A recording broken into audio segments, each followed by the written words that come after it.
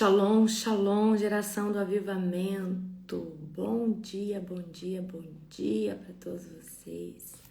Um dia abençoado, um dia profético, um dia poderoso, um dia sobrenatural, em nome do Senhor Jesus. Amém? Sejam todos bem-vindos. Glória a Deus. Que madrugada estrondosa, madrugada poderosa. Como é bom orar na madrugada, não é? Aleluia! Sejam todos bem-vindos para a honra e glória do nosso Deus Todo-Poderoso. Uau! Bem-aventurado aqueles que oram na madrugada. Não é fácil gerar essa constância, mas uma vez que a gente consegue ser constante, a nossa vida muda completamente. Amém? Nosso estilo de vida de oração, tudo muda quando nós oramos na madrugada. Toda honra, toda glória, todo o poder ao Senhor Jesus. Sejam todos bem-vindos. Já abre comigo em Gênesis 29. Hoje a história é boa. Amém? Glória a Deus. Abre já comigo em Gênesis 29. Aleluia. Glória a Jesus. Já quero profetizar sobre a sua vida. Uma semana abençoada no nome do Senhor Jesus. Pra mim que hoje era terça-feira, mas é segunda, né, amor? Sim. Pra mim que hoje eu não sei porquê, eu tinha colocado na minha cabeça hoje que hoje era terça-feira. Olha só. Aleluia, glória a Deus. Bendito é o nome do Senhor. Vamos orar para nós começarmos? Feche os teus olhos. Querido Deus e Pai Todo-Poderoso, Pai, obrigada, Jesus, por esse dia. Obrigada, Deus, por tudo aquilo que o Senhor tem feito em nossas vidas através dessas madrugadas. Pai, que o Senhor continue nos fortalecendo. Fortaleça os guerreiros, Pai, da oração da madrugada. Obrigada, Deus, por aqueles que estão orando agora. Obrigada, Senhor, por tudo aquilo que o Senhor está fazendo e vai fazer, Pai, ainda por nós, Pai. Obrigada, Jesus. Pai, nós nos submetemos, Pai, ao Teu governo. Eu chamo a presença doce, perfeita, agradável do Espírito Santo. Nós nos submetemos hoje à presença do amigo Espírito Santo. Senhor, muito obrigada. Muito obrigada, Senhor, pelo Teu infinito amor. Muito obrigada, Senhor, por tudo aquilo que o Senhor tem feito em nossas vidas. Toda a honra, toda a glória, todo o poder e toda exaltação, Pai, somente a Ti. Aleluia, glória a Deus. Bendito é o nome do Senhor. Amém? Queridos, aleluia. Como que está o seu coração? Qual é a expectativa do seu coração? Final de semana, vou estar lá no Apóstolo Joel. Né, amor? Esse final de semana? Sim. Nossa, nem parece, né? Nossa, a gente tem tanta coisa para fazer, tão corrida, que eu falo, nossa, esse final de semana eu vou estar com o meu apóstolo. Aleluia. Vai ser sobrenatural. Vai ser algo maravilhoso, toda a honra e toda a glória ao Senhor Jesus. Aleluia. Bendito é o nome do Senhor. Amém? Queridos, abram comigo agora em Gênesis, tá? Abra aí comigo em Gênesis, capítulo de número 29. Nós vamos estar lendo hoje Gênesis, capítulo 29. Todos acharam? Glória a Deus. Aleluia. Bendito é o nome do Senhor. Glória a Jesus. Gênesis 29. Glória a Deus. Vocês pediram para mim fechar o grupo, eu vou fechar o grupo. Esqueci. A gente tinha fechado. Pronto. Tá fechado agora. Aleluia. Gênesis 29. Vamos ler hoje a história de Jacó. Aleluia. Vamos lá. Gênesis 29. Todos acharam? Jacó seguiu viagem e por fim chegou à terra do leste. Viu um poço ao longe e junto ao poço no campo 3 rebanhos de ovelhas, à espera de que lhes dessem água. Uma pedra pesada cobria a boca do poço. Era costume naquele lugar esperar que todos, olha só, os rebanhos chegassem para então remover a pedra e dar água aos animais. Depois, A pedra era recolocada na boca do poço. Jacó se aproximou dos pastores e perguntou: de onde vocês são, amigos? Somos de Harã, disseram eles. Conhece um homem chamado Labã, neto de Naor? Perguntou Jacó. Sim, conhecemos, responderam eles. Ele vai bem? Perguntou Jacó. Sim, ele vai bem, disseram. Olhe, ali vem Raquel, filha dele, com o rebanho. Jacó disse: ainda é dia claro, cedo demais para recolher os animais. Por que vocês não dão de beber às ovelhas para que elas possam voltar a pastar? Não podemos dar de beber os animais enquanto não chegar todos os rebanhos, responderam. Só então os pastores removem a pedra da boca do poço e damos de beber a todas as ovelhas. Jacó ainda conversava com eles quando Raquel chegou com o rebanho de seu pai, pois era pastora. Uma vez que Raquel era sua prima, filha de Labão, irmã de sua mãe, e as ovelhas pertenciam ao seu tio Labão, Jacó foi até o poço, removeu a pedra que cobria e deu de beber ao rebanho do seu tio. Então Jacó beijou Raquel e chorou em alta voz. Explicou para Raquel que era seu primo por parte do pai dela e filho de Rebeca, tia dela. Raquel foi correndo contar ao seu pai Labão. Assim que Labão soube que seu sobrinho Jacó havia chegado, correu ao seu encontro. Ele o abraçou, o beijou e levou para casa. Depois que Jacó lhe contou sua história, Labão exclamou: você é de fato sangue do meu sangue. Olha só, presta atenção. O que Labão vai falar para Jacó? Você de fato é sangue do meu sangue. Por quê? Jacó vai contar o que ele tinha feito, que ele tinha tomado a bênção do irmão, com certeza, né?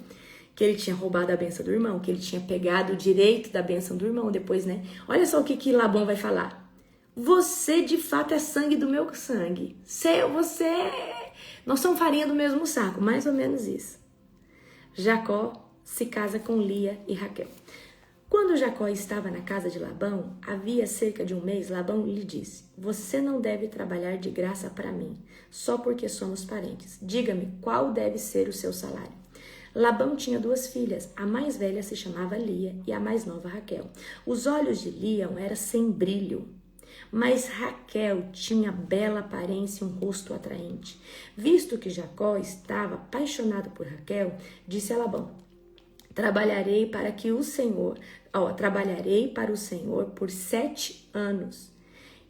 Por 7 anos, se me der Raquel, sua filha mais nova, para ser minha esposa. Melhor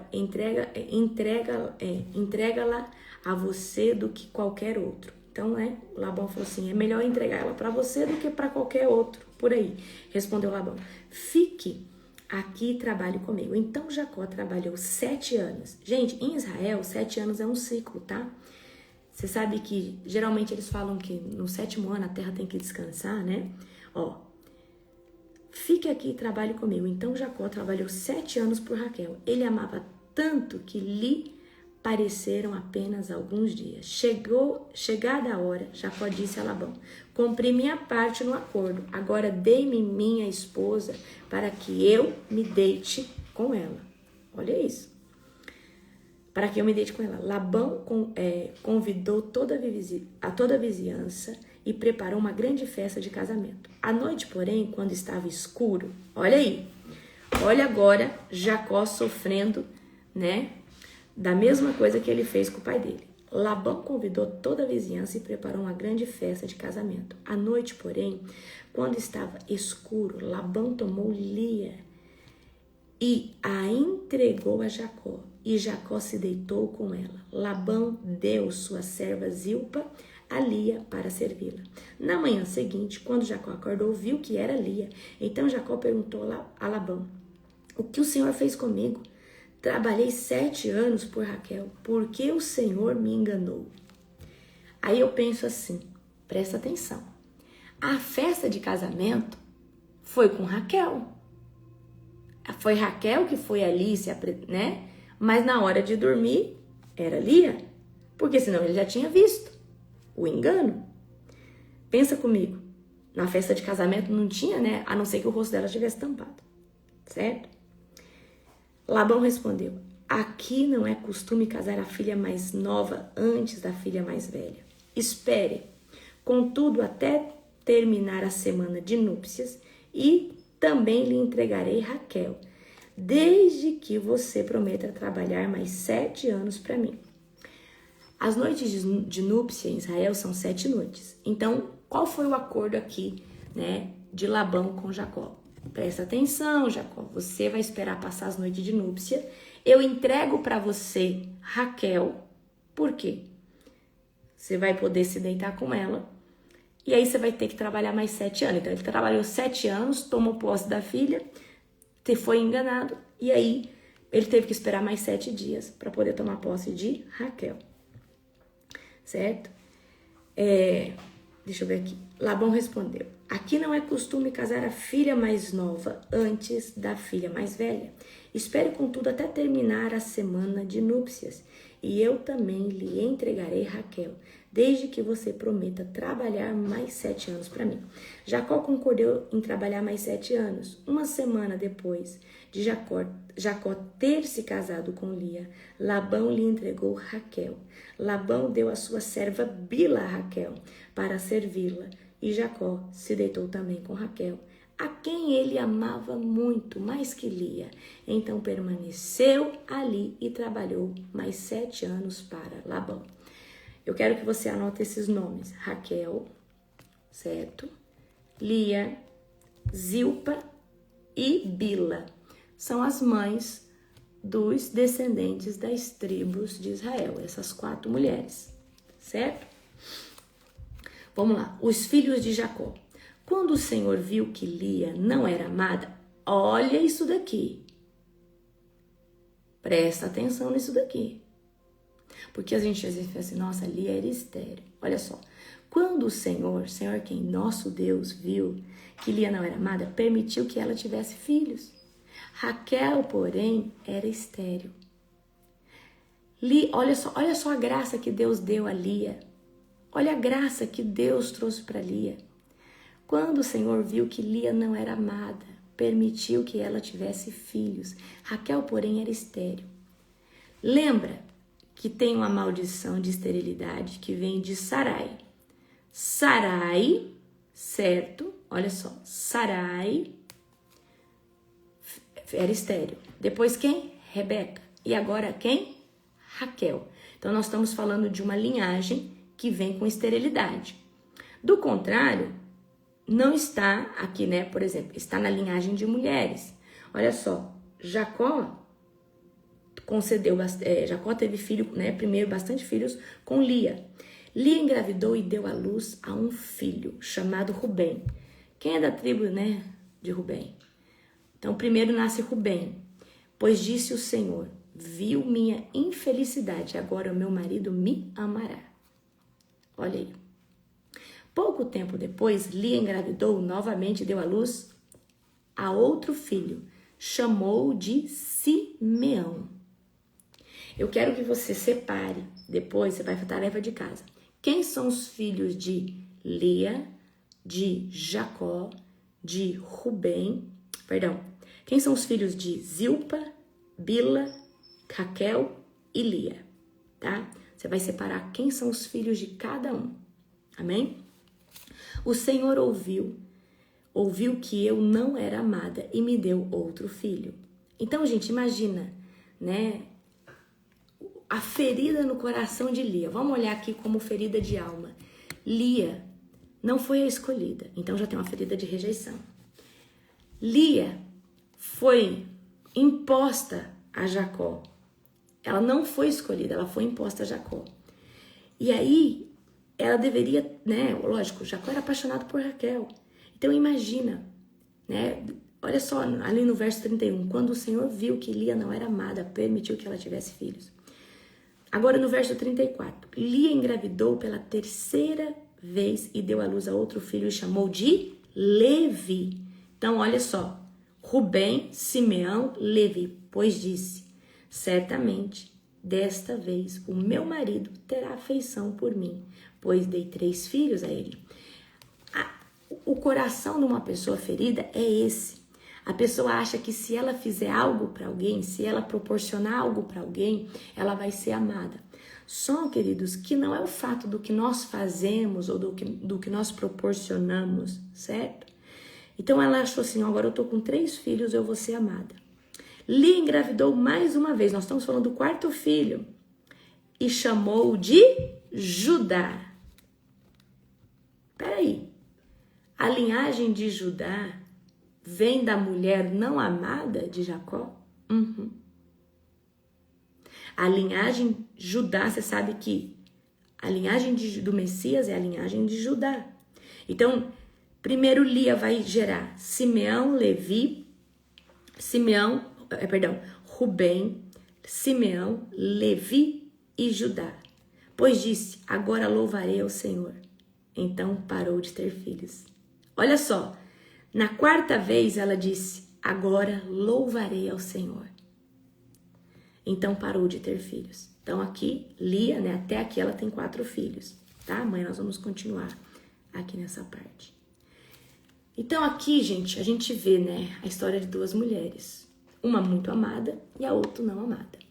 E aí o problema daquela que não se sentia amada é que ela achava que o fato dela ter filho, tá? Eu tenho uma história, né, de uma pessoa,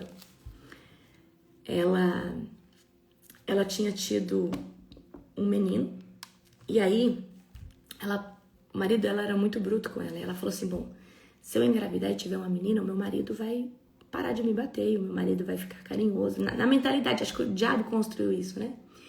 E aí quando ela engravidou, na hora disso que ela pensou em abortar, porque ela não aguentava mais aquele casamento, aí veio esse pensamento, mas se for uma menina, seu marido vai começar a te amar, ele vai parar de te tratar do jeito que ele te trata.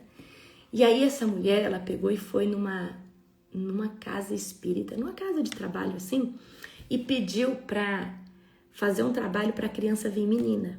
E aí eles fizeram o trabalho e deram certeza que ia nascer uma menina. Qual que é a moral da história? A mãe deu a autoridade para aquelas entidades demoníacas, que você sabe, né? Mexer no gênero sexual, deturpação no gênero.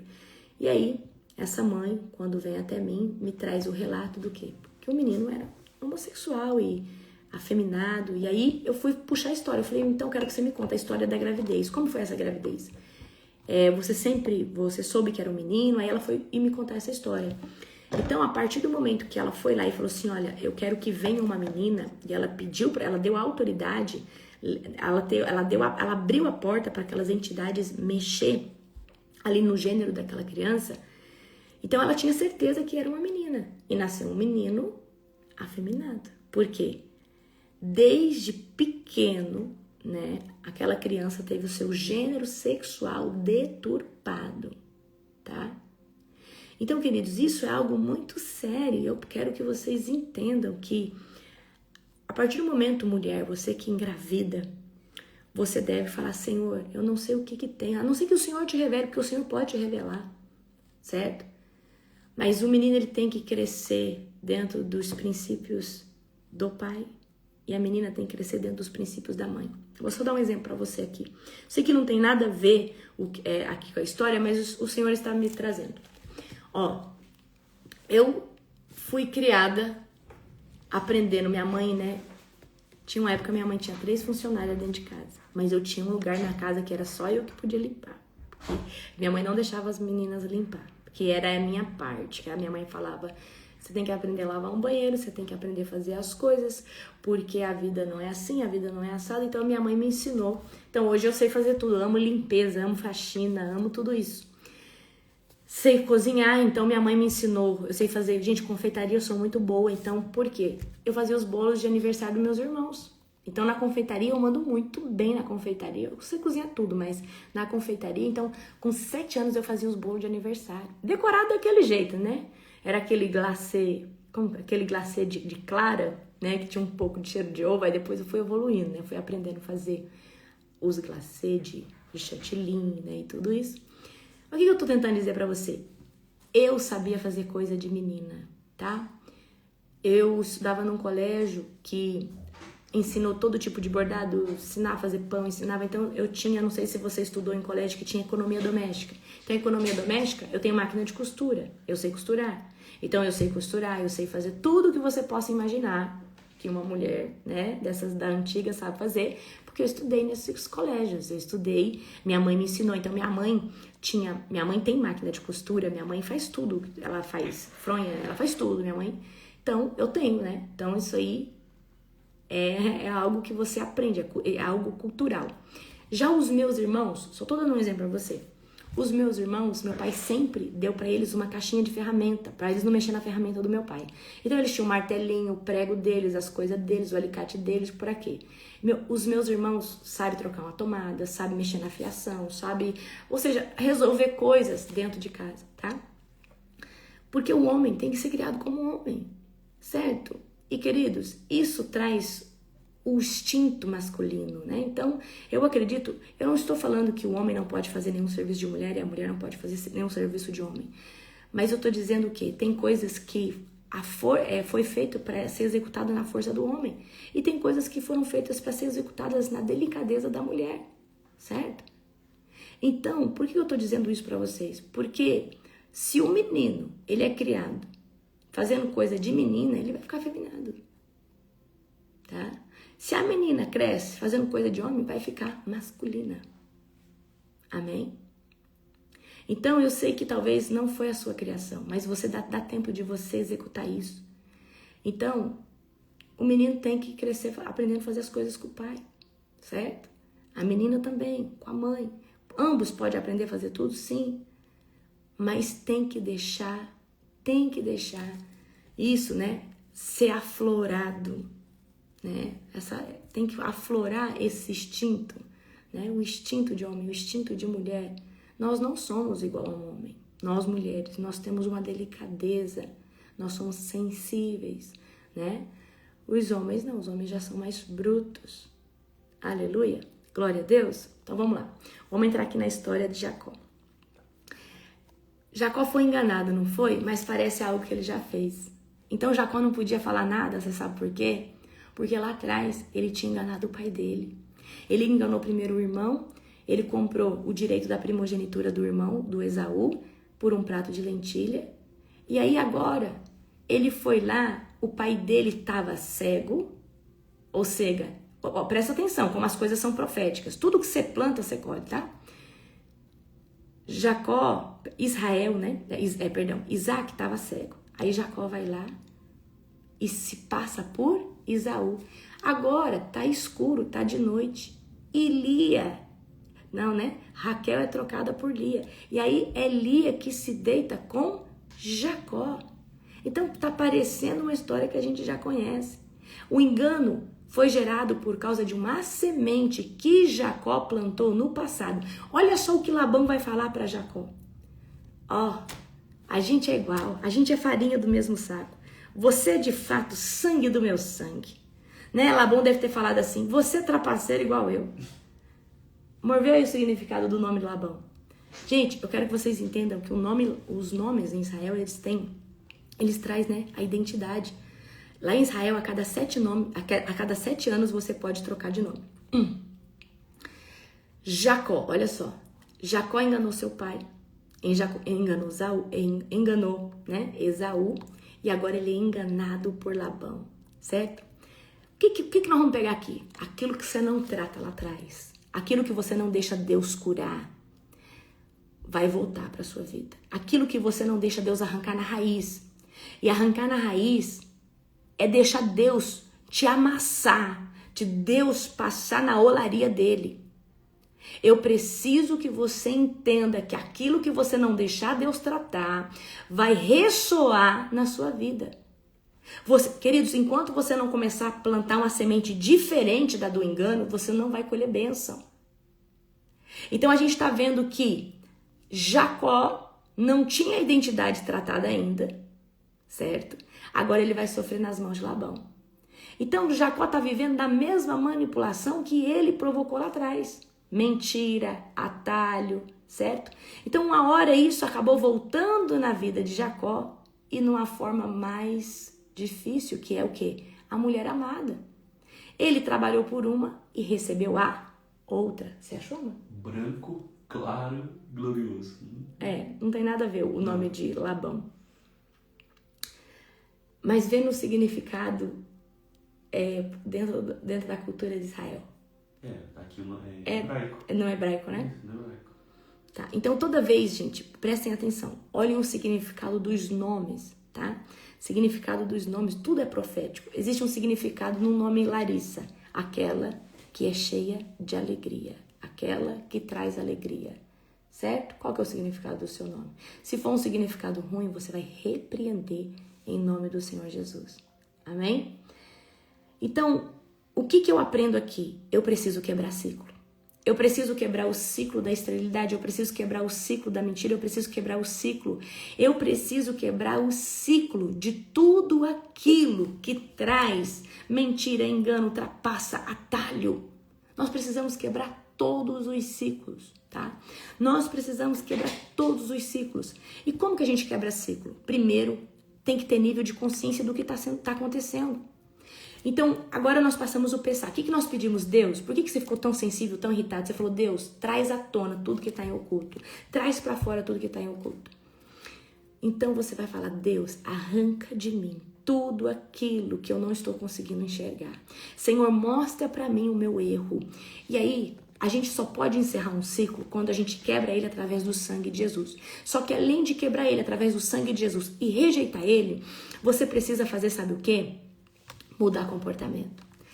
Toda cura de alma, ela precede de 3 processos. Cura de alma. O que é cura de alma? Ou se livrar de uma iniquidade, se livrar de uma maldição geracional. Tudo é dentro da mesma, ou seja, dentro do mesmo viés. Peraí, eu não quero mais essa ferida na alma, então eu preciso identificar. Ou seja, tem que ter consciência do que é. Tem uma maldição hereditária de muita mentira, fofoca na minha família. Então eu tenho que ter um nível de consciência, eu também pratico isso. Eu não faço tanto como a minha família, mas eu percebo que isso aqui está nos meus lábios, certo? Existe uma iniquidade na minha família que Deus me mostrou agora. Então eu preciso renunciar a isso aí. Então a primeira parte eu preciso entender que eu faço isso, pratico isso, até de forma inconsciente. Então, o primeiro passo eu preciso ter um nível de consciência. É igual que nós estamos tendo um nível de consciência aqui. Peraí, Sarai ficou estéril.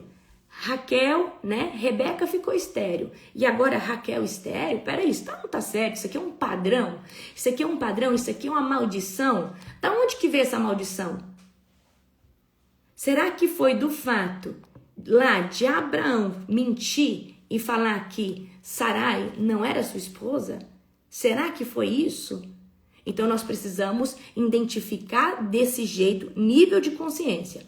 Então, o primeiro passo para qualquer tipo de libertação, cura, quebra de maldição é nível de consciência. Peraí, eu vejo que isso está presente na minha vida, isso teve na vida do meu pai, da minha mãe, dos meus avós, e aqui agora isso está querendo se repetir na minha vida. Talvez isso não está na minha vida, mas está na vida já do meu filho. Então eu preciso quebrar esse padrão aqui agora, em nome do Senhor Jesus. E aí, o segundo passo é o quê? Eu rejeito, eu anulo e eu cancelo. Tá? Então, o que você vai falar?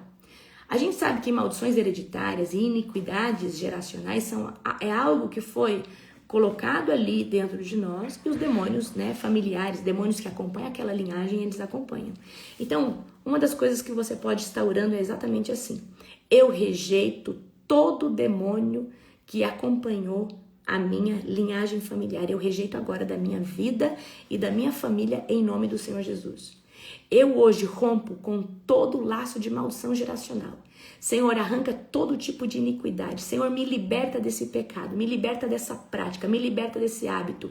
Eu rompo agora, Senhor Deus, em nome de Jesus, todo vínculo emocional, espiritual, físico que eu possa ter com qualquer tipo de demônio, aonde eu estou fazendo esse tipo de prática. Queridos, eu estou falando aqui com minhas palavras, mas você vai falar com as suas palavras.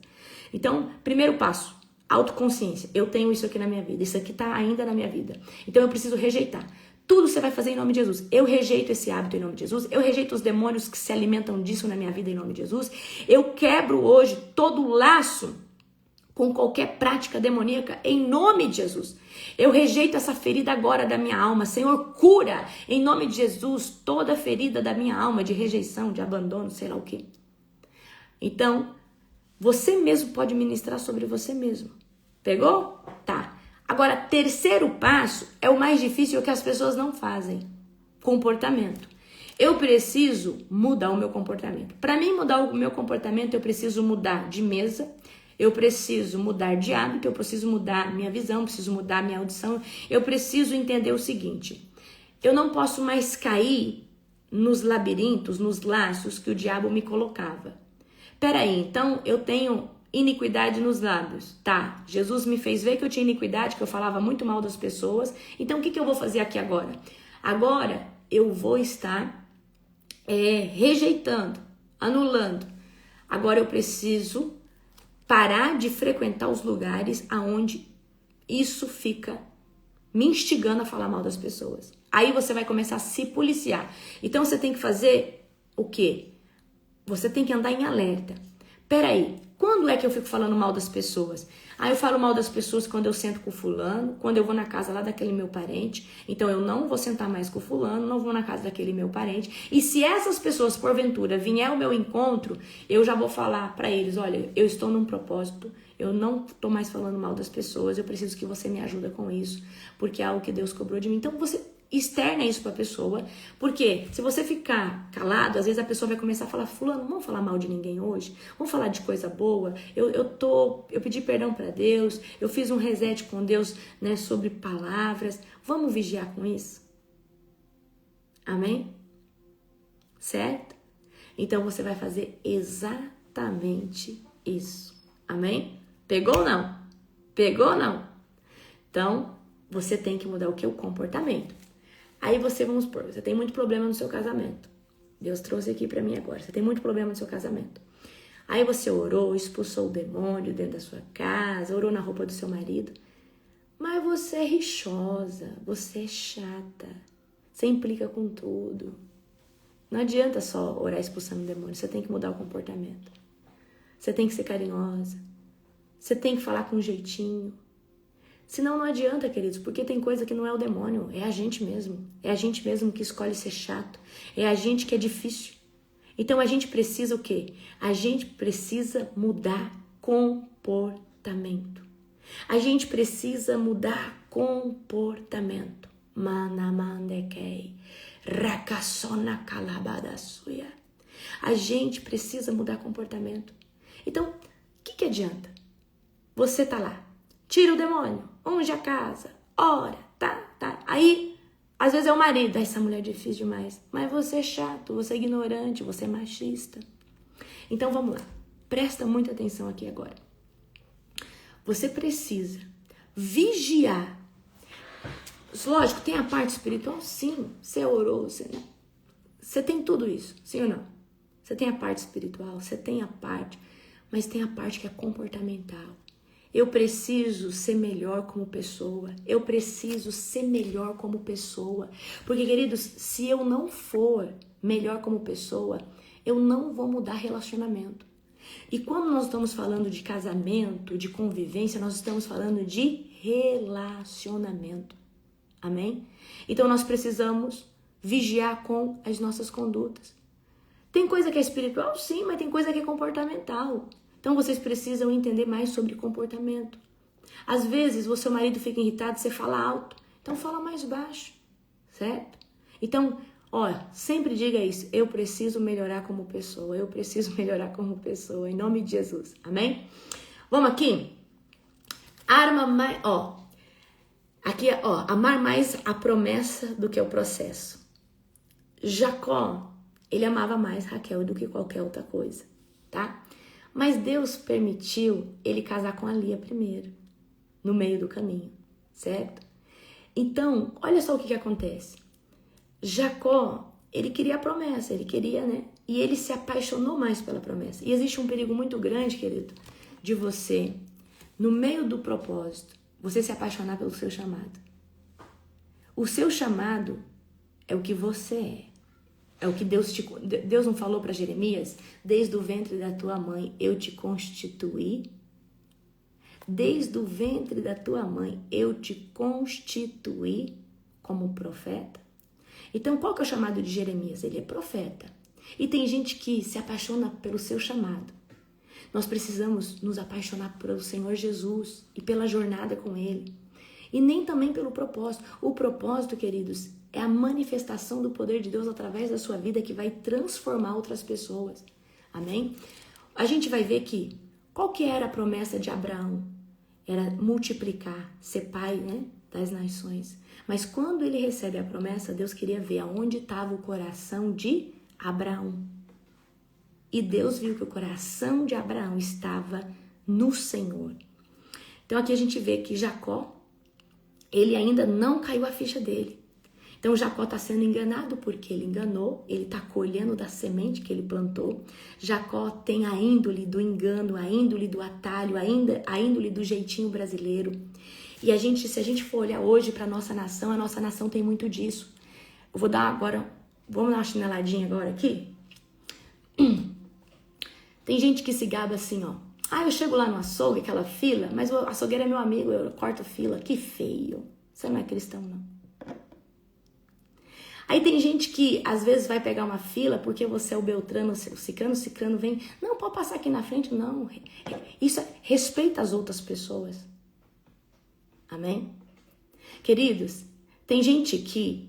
Eu tô falando aqui sobre essa questão, tá? De atalho, de jeitinho.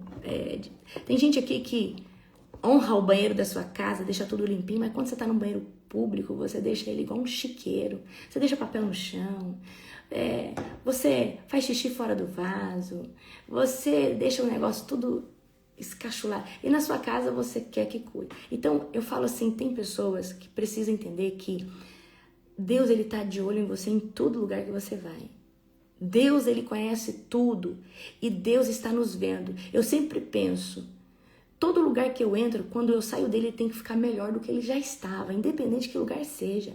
Porque se eu carrego a manifestação do poder de Deus, se eu sou uma pessoa íntegra, todo lugar que eu vou tem que ficar melhor. E eu tô falando aqui, ó, vamos falar aqui do jeitinho brasileiro.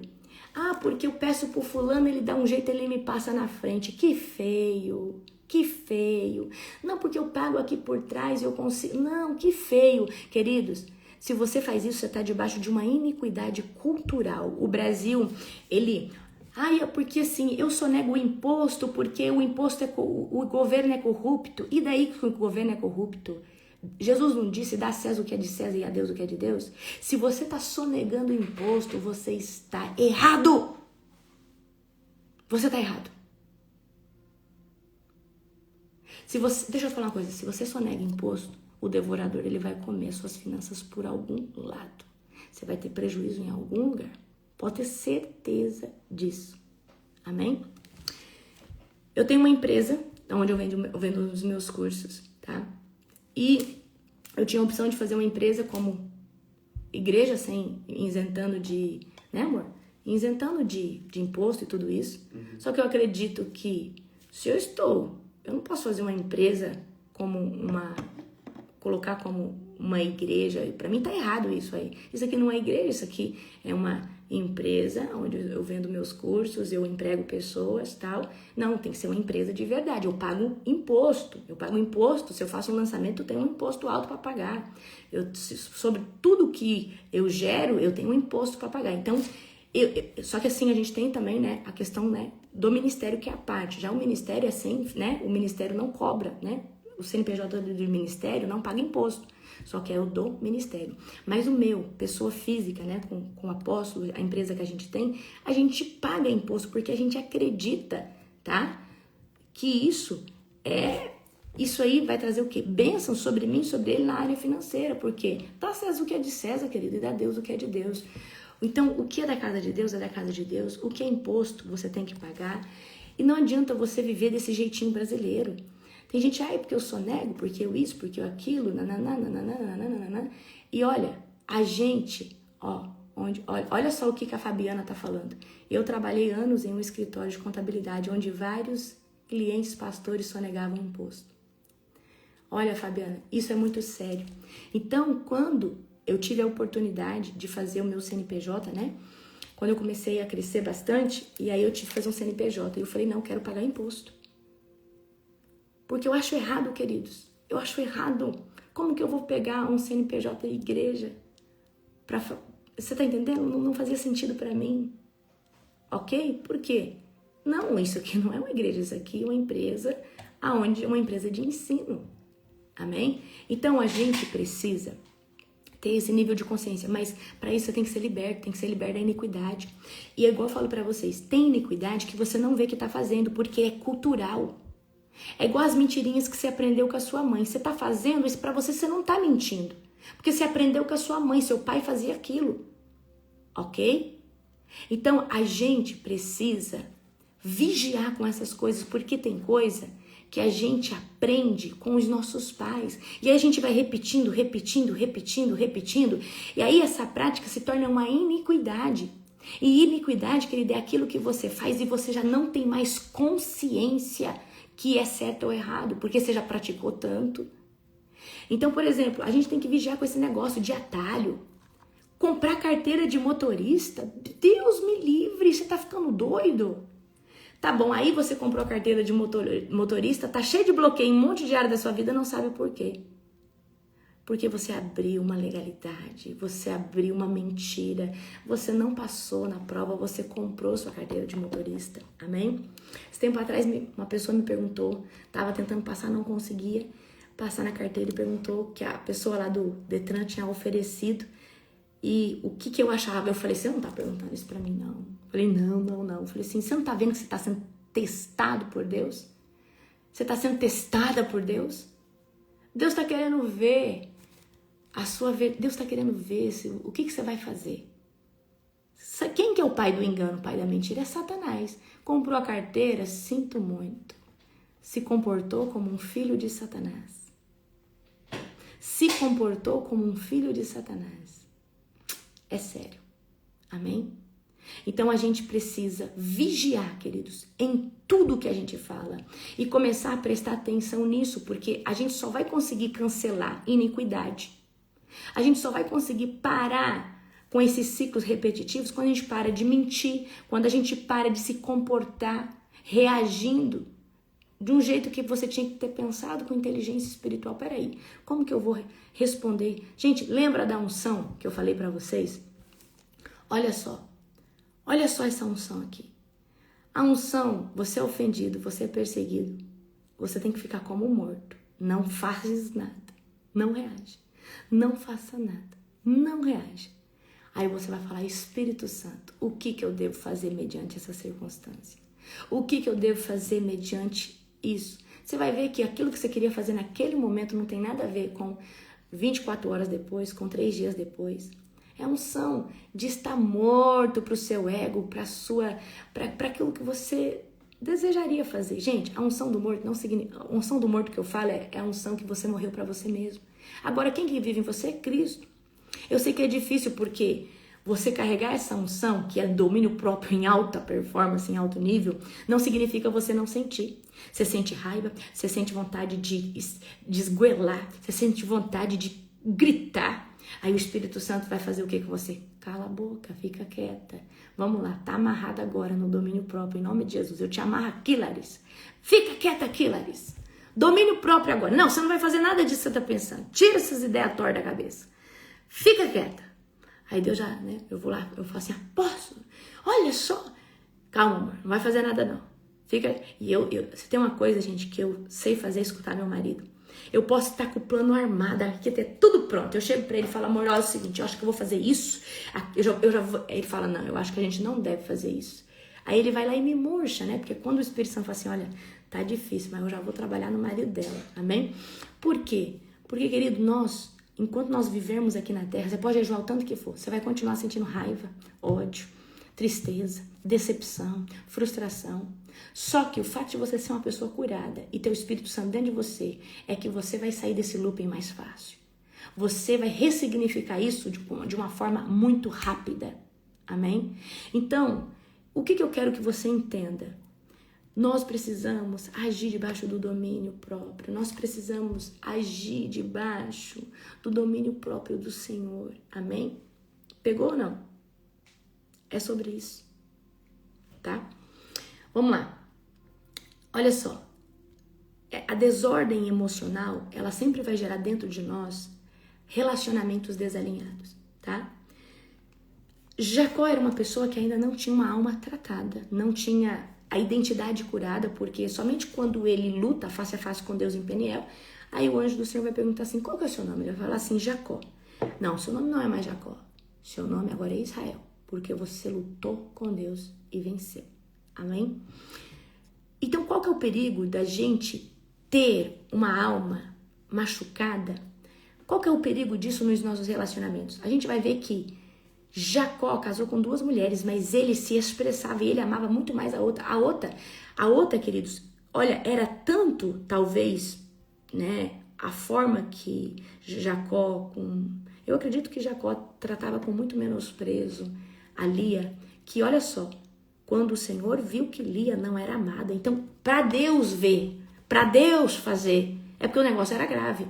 Então, o que acontece? Quando nós estamos desalinhados na alma, quando a gente está com a alma ferida, a gente tem desajustes emocionais, tá?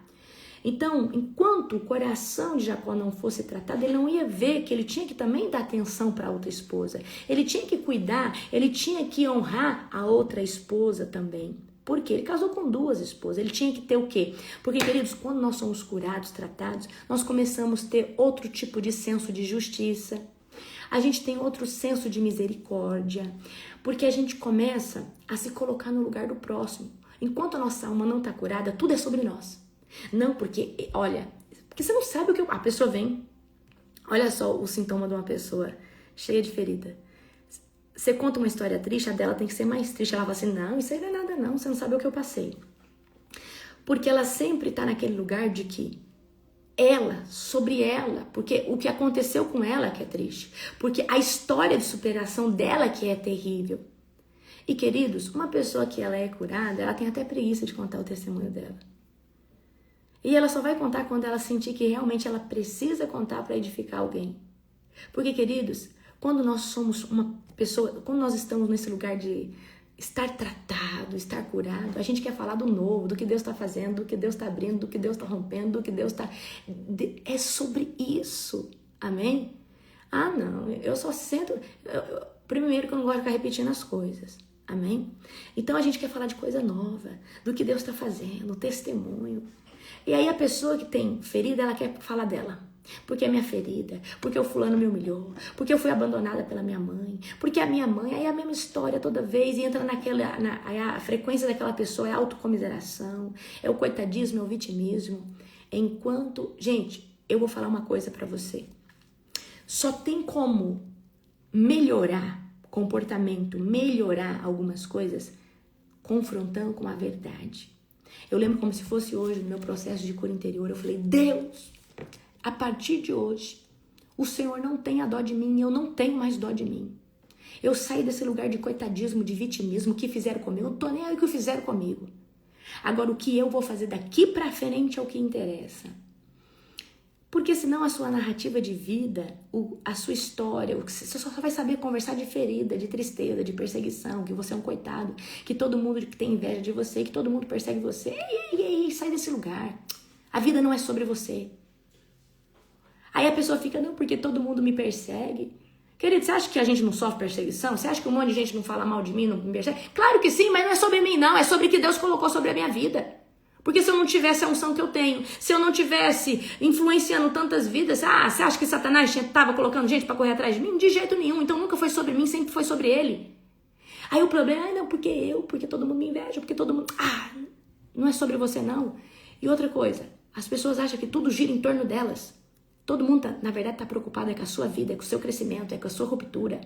Para de achar que as pessoas estão atrás de que... Não, eu acredito sim, tem invejosos, mas as pessoas, por mais que elas invejem você, elas estão mais preocupadas com a sua própria vida do que com a sua. Então, por que eu tô falando isso pra você?